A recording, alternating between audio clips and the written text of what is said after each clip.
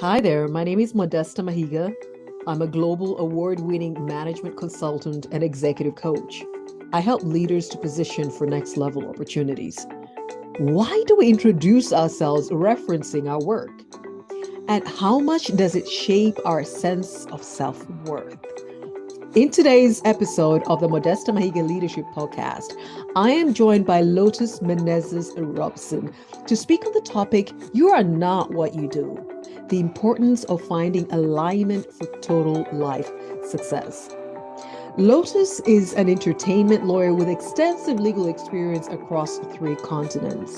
Originally from Africa, Lotus is an entertainment lawyer with extensive legal experience across 3 countries. She is also an author and book illustrator, artist, and dance instructor.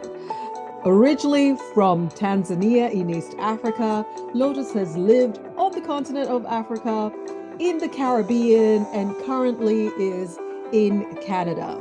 She has learned to navigate the expat life and says she sets her roots wherever her husband, and children find themselves. Lotus, thank you so much for joining us today.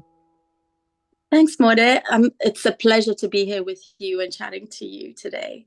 Thank you. I'm so excited about our conversation. We've known each other for most of our lives, and I think you're just the person to rumble with on this conversation. So my first question to you, which I'm just so very excited to ask because I cannot wait to hear a response. Who are you, and what would you say you do? Oh my goodness, that's a question that confronts me every day, Mode. And sometimes I decide which scenario I'm in. Who am I? Seems sometimes existential. So my name's Lotus. I'm from Tanzania. That's how I identify myself.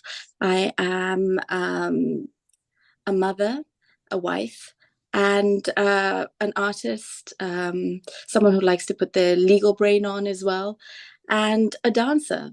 And just generally, I'm a being who wants to be happy on this planet. That's how I can introduce myself today. Love it. I love that. And I love how you captured everything. You actually probably didn't capture everything, but right? The many different aspects that make you you. Now, we ask people what they do when we first meet them. It seems to be a thing even in social settings. Do you think this has made us then equate work with worth?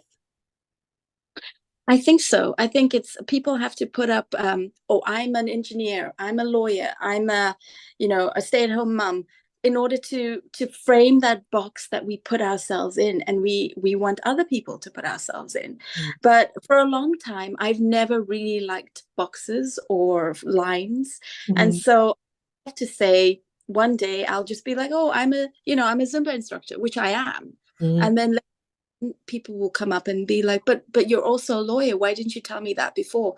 I was like, well, I don't need to tell you everything about me. It's if the conversation goes further, then you'll find out. But sometimes I like to, just as fun or as an experiment, to just say whatever comes or whatever I'm feeling that day.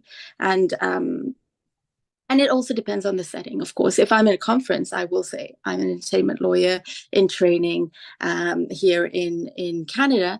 But if I'm at a Zumba conference, I'd say, well, I'm a dancer, I'm a Zumba instructor. So it depends on the scenario, I think, that we find ourselves. This is so rich, Lotus. Well, first of all, you, by being yourself and sharing this way, you're telling people, listen, if there's more to you, than your job, you need to allow all of you to show up. And how you're saying, well, it depends on the context. Like, I don't need to just splurge and try to capture absolutely everything I am and do in my introduction, whatever comes in the moment, whatever is relevant to the setting. Do you think that, well, actually, before I ask the question, I wanted to say, listening to you though, I'm imagining other people would say, so this is what I do. This is what I studied for and I'm getting paid for. And these are my other things on the side. But I hear you say, oh no, they're all important. They're all me. Is that true that it's not, I'm a lawyer who dabbles in dancing and art?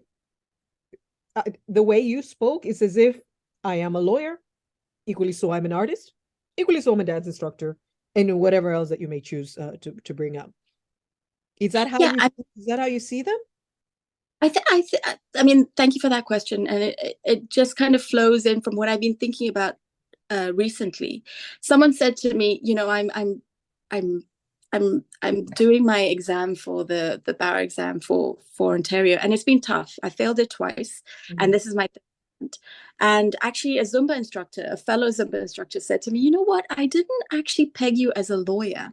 You know, you come in with your bright colors, you're dancing, you're smiling, but I didn't peg you as a lawyer. And I was like, well, that's because that image of a lawyer that maybe some people have is someone in a dark suit, sitting down, working, and really serious. And I said to her, well, that's why I went into the legal field, because it is a very wide area that you could do anything. You could be in community service, you could be working in the banks, you could be working in-house. So it doesn't mean that you need to fit to one box. From that conversation, I went back home and I said, well, yeah, maybe that's not the first thing that I put on my social media or anything like that. I don't say I'm a lawyer first. I do add these other things that kind of connect me to the world on a daily basis.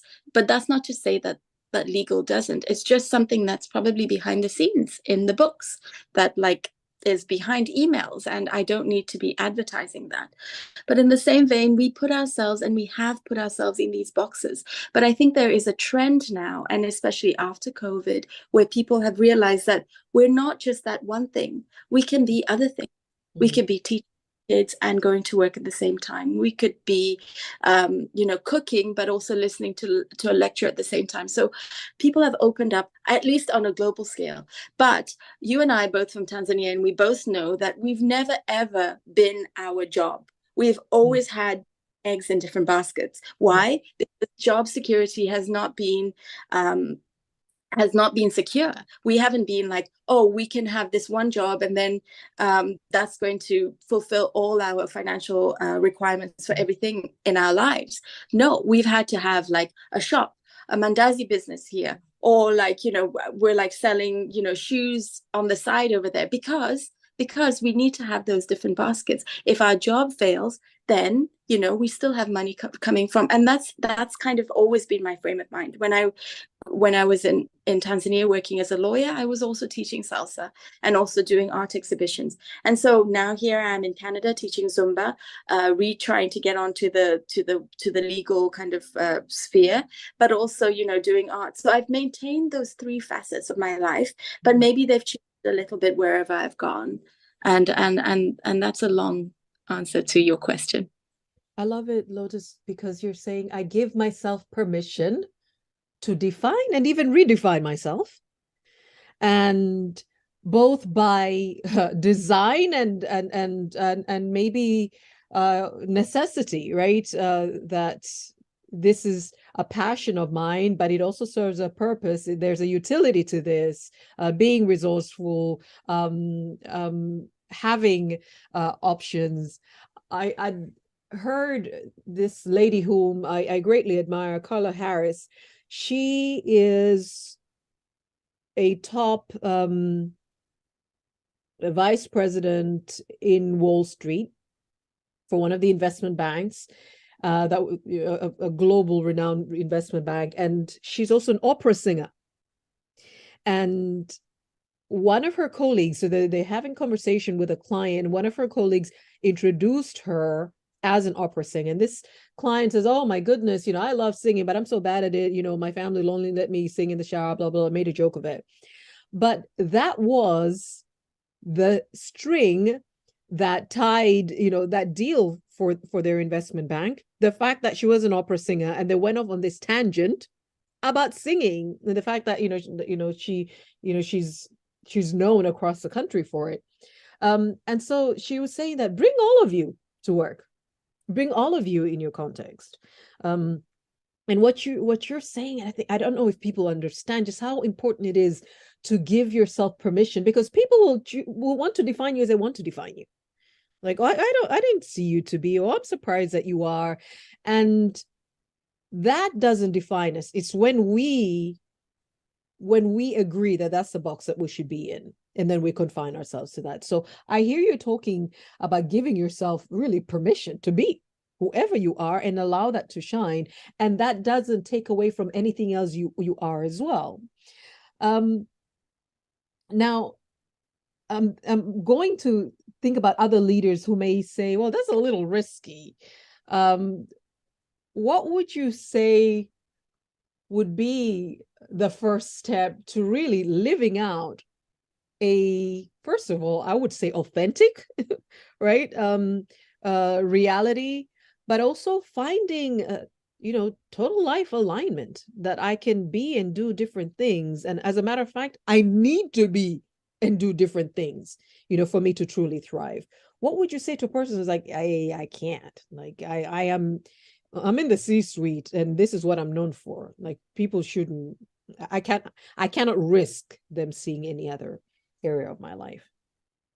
Well, I mean, I think there's two questions that you've posed right there. And it's firstly a notion of what we think we want to, like what we think life is. Is it linear? Mm-hmm. Is it where we were born, we go to school, we decide on a career, and then we go with it? And then that is the path we lead.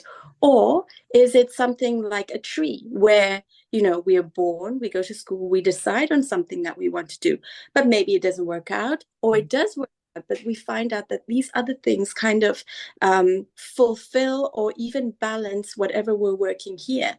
So to answer the question, I need all these things. If I have just studying, which I'm at the moment studying for my next exam, if I'm just studying, I cannot focus if I don't know that I have a Zumba class to teach, an art project to do, because that kind of helps me manage my time to study. If I have this open-ended study or this open-ended kind of just, I'm only going to be working, then it's very difficult for me to focus. But if I have these different things that balance off, then I can be better at my study. I can say, I'm going to study for half an hour and then I'm going to do this other thing that gives me energy to come back.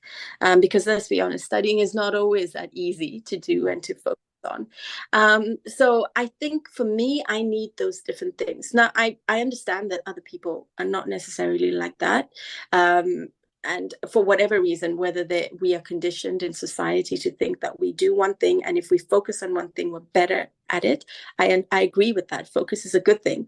But I think just like we have different moods, just like we wake up one day and we're happy, or we go through the day and our mood changes. Also, I think our kind of like framework of work in our lives changes as well. We get different things at different times. And I can only speak from my own experience as a mother. I mean, moving around, traveling around is great, but it also has meant that I have had to put my career at a back stand for a little bit to raise my children. I don't begrudge that. I am happy that I did that.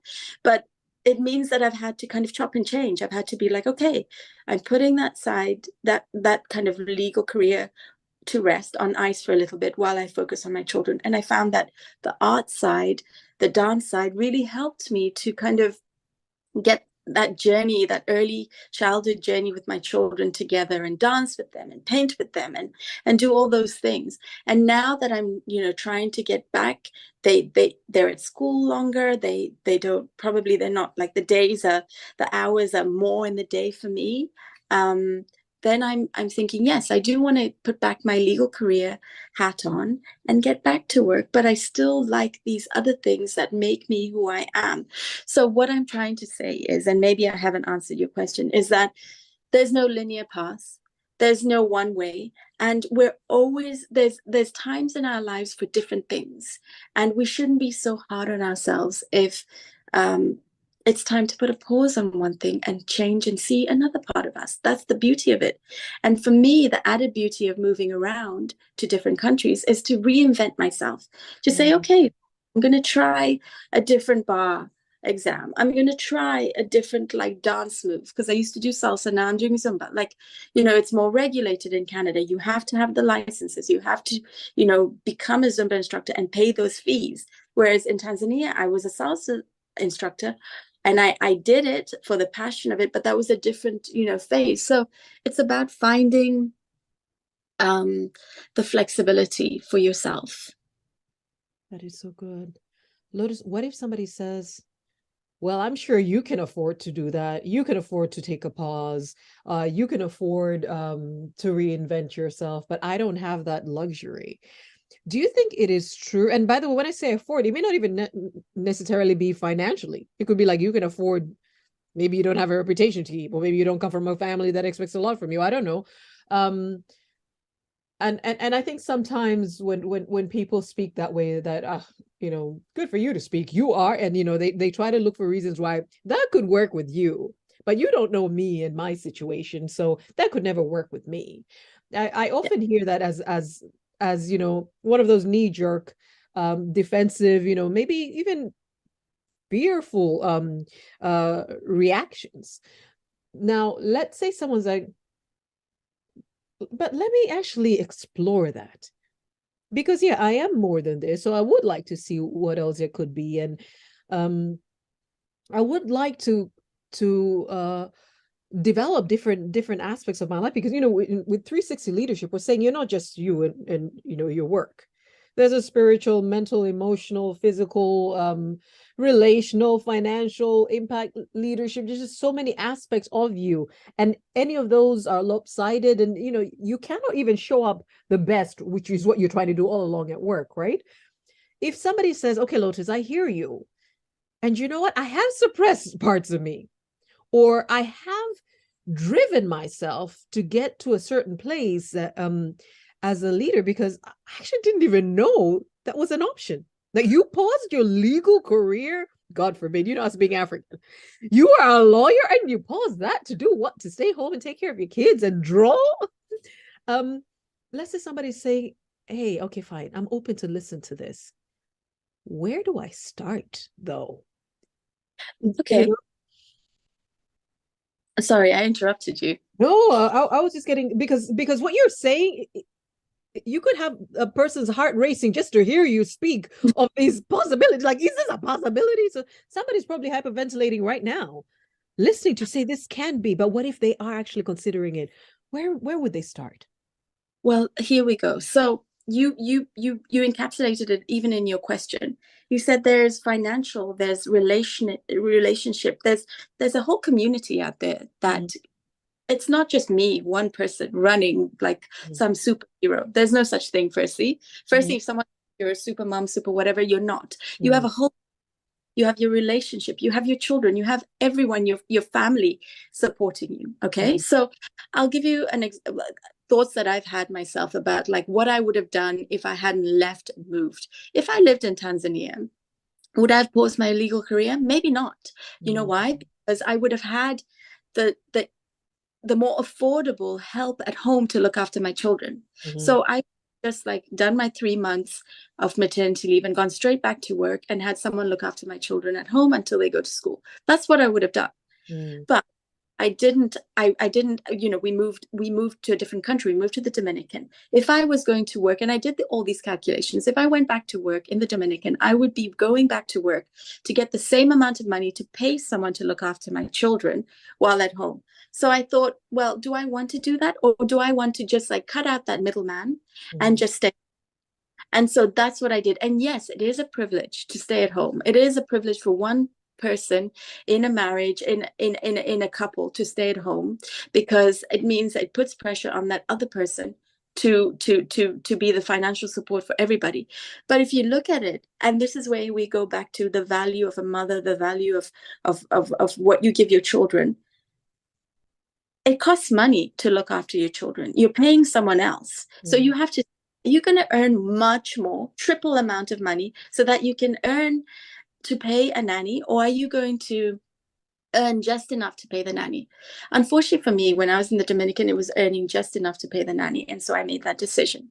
I didn't eat, I just threw myself into Play-Doh and on the floor, and I was there. I was the mom who did the color spaghetti, and I enjoyed it immensely. But when I came to Canada, I did it for a few years, and I realized that, yes, childcare is very expensive. It's still very expensive here. So me staying at home, if I was to do the calculation, to pay a nanny, to pay someone to be there, to cook, to clean, to look after the children, that's an amount of money. And so I am bringing that value. It's not a luxury. It's just that I would have been paying someone else for the of time that they're spending with my children. So I decided to stay home. But I know that there's, like it is a personal choice, and it is a choice between you and your partner as well, whoever that might be. And if they are okay with you, if you come, and Tom and I always do these kind of mind maps everywhere we go, or every year we sit down with a pen and a big piece of paper, and we say, where are we going to be? Where do we want our lives to be? So we look at the financial, we look at the education, we look at, our children and our lifestyle and everything and the costs, and then we make those decisions based on that. And so until now, the decision was best for me to stay at home. I'm not saying that is not without its frustrations. It's not without that kind of feeling like I've put something on pause and I need to go on, but there's fulfillment that comes from it too. So, and now I'm at that point where I'm like ready to go back. I'm ready to make that other decision and change financially, our kind of like our spider diagram, and say, yes, I want to earn some money. I want to feel, because right now I'm feeling like I want to earn my own money too. And right. That will change. So, but going back to, if anyone can do it, it's just that you have to have the right mindset, the right partner, the right person who's on your page as well, to say, okay, let's look at our finances. Can we do this? Can we not do this? What value does it bring to our home or our family? And that's the decision we've made until now. And so everyone has their own particular circumstances. Lotus, thank you so much for this. So, so far what I've gathered is, okay, first of all, give yourself permission to reimagine and redesign what life could look like for you. And then you said, but you're not going to achieve all that you want to, on your own. You live in a context, you live in community, and whoever the significant other that you're doing life with, have a conversation about what it is you're looking, to do, and look at how you can build a support system to make that happen. And thank you so much for sharing that tip on the mind mapping, right? We come together and we look at the different areas of our lives where we'd like to be and what needs to be moved, what budgets need to be made, to make that a reality. Because sometimes people just imagine that and then say that could never work, and never even go into, I would, I always say, what would it take? Just ask yourself, what would it take? And then, just write it down. Just start the process. If you get to a place and it just doesn't seem practical or affordable, whatever, fine. But don't dismiss a thing and feel resentful and you're just driving yourself through life without trying. And so give yourself permission to consider. Then have a conversation with your support system to see what this could look like and what it would mean for everyone involved. And then start that step, or do what is practical at the time, because I've heard you being very pragmatic throughout, right? You have to consider finances. I understand. You have to consider, the give and take. What are the pros and cons? But point is, you've engaged in that process and come to the decision you have come to. You didn't just say, you didn't get up and make a decision one way or the other. You engage your process, and you ultimately have decided. And you kept on saying, in Tanzania I did this, and then in the Dominican Republic I did that, and then here, which means you periodically do that. It's not a one-off thing. Like you said, it's not a linear thing. This is my life. This is where I'm going, and then you just keep going until death, comes. But throughout life, you've made room for that. And I think that is so valuable, in specifically for leaders, because you often find the leaders at work are possibly also the leaders at home, leaders in their communities. And so they feel as if this is all on my shoulders, and I am the sacrificial lamb. I am the one who will not have a life. I'm the one who will not get to have what I want, so that others may cross, when it may not necessarily be so. So that's really been helpful. That's been useful. Lotus, any last advice or just insights that you'd like to share on just how important it is to find alignment, in your life in general, to not just be about your work. I heard you say, look, this is what brings me fulfillment, that I can be studying and I know that I've got a Zumba, session I'm going to be instructing, and I can do an art project. Not everyone is like this. So we get it. Not everyone has to be like you, but it's still important for people to be aligned, throughout in the different areas of their lives. Any last words you would say for somebody who wants to be more than just about their work? If there are any lawyers out there listening to you, Lotus, and they're saying, "I hear you, sister. What would it take?" What would you advise? I would say get a pen and a paper, sit down by yourself, put your phone away, and just kind of think about what it is that you want to do, what it is you will be happy with at the end of the day. Try away all the social media, all the kind of like looking at other people and what they're doing and trying to compare yourself. Because I think the worst thing we do, and now it's even harder, you open your phone and you look at it and someone's like, I don't know, like winning an award, being on a beach or whatever. And you sit down, oh, I'm not doing that. I'm not doing this. Comparing yourself to this is a waste of time. It's a waste of time. You need to focus on what makes you happy at the end of the day and what makes your immediate family and the people around you happy. And that's what I would say. And it's something that I've been dealing with myself. And I've just had to kind of focus what lane am I in, and to stick to that lane. And constantly, whether it's like something pops into my head, I have to push it aside, push it, kind of like karate chop it aside, as my son would say, kick it aside. Like, oh, this is my path. This is what I want to do. Because check in with the people around you, come up with a plan together and say, I'm sticking to it. Right now, I'll give you my plan.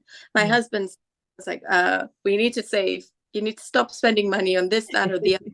And I'm like, okay. Every time I'm in the shop, I'm like, I hear his voice. Stop spending money. Take it back. Put it away. Do not buy that extra thing. We don't need it. Right? So it's focus. And it's about, even, sometimes I periodically even go off social media, because I don't want to hear that noise of people, because it's very easy. In the same vein that I have all this energy, I also a lot of moments where I can be distracted. So if we all focus and channel towards something, then we can achieve it. But we need to, and things are going to come in the way. All these shiny objects and things and opportunities are going to come, but we need to just push them aside and focus. And if we focus, I think we can get to whatever goal we want to get to. Thank you so much, Lotus, for making the time. Thank you so much for opening. You've spoken so liberally. You've spoken so candidly about your own life, your challenges, the inflection points of your life where you had to weigh the pros and cons, and that is so needed for leaders, to just be real, and to say that whatever you see, whenever you look at someone, it's not picture perfect. There are a lot of ups and downs, and there's a lot of weighing, and there's a lot of, I was going to say load shedding. I don't, maybe I'm thinking of South Africa. There's a lot of, going lean on some things and leaving other things behind. So thank you for your openness to connect, and thank you for staying true to who you are, to all that you are. And just God bless you for following each one of them up to this day. I've known you since you were 7 years old, and this has always been you. So thank you for being you, and thank you for showing that you're not missing out on anything, but you can, in each season, decide what your life will be like and follow that through, and can always come back to review that and decide if you want to change it and give yourself permission to do that. Thank you so much. All the very best with your exams and your studying. I'd Thank you. love to have you reconnecting in future about one or two or all of what it is that you do. And I hope you'd be willing to be our guest again on the Modesta Mahiga 360 Leadership Podcast. Modesta, thank you so much for your time and giving me the opportunity. I've really enjoyed it, and I'm actually sad it's come to an end. Wonderful, wonderful conversation with you, and just thank you for helping me kind of pinpoint things as well, because you've kind of helped me frame things for the next few months. So I really appreciate, and I appreciate you, and dare I say it, I love you, my friend. I love you, my friend. Have a beautiful day. As always, thank you for joining us on the Modesta Mahiga 360 Leadership Podcast. If you haven't already, please subscribe to our podcast and share this episode to add value to another leader. Remember, you can only lead others as well as you lead yourself. If you'd like to learn more about how we can support you to lead people, organizational, and market results, connect with us on modestamahiga.com. Have a wonderful day.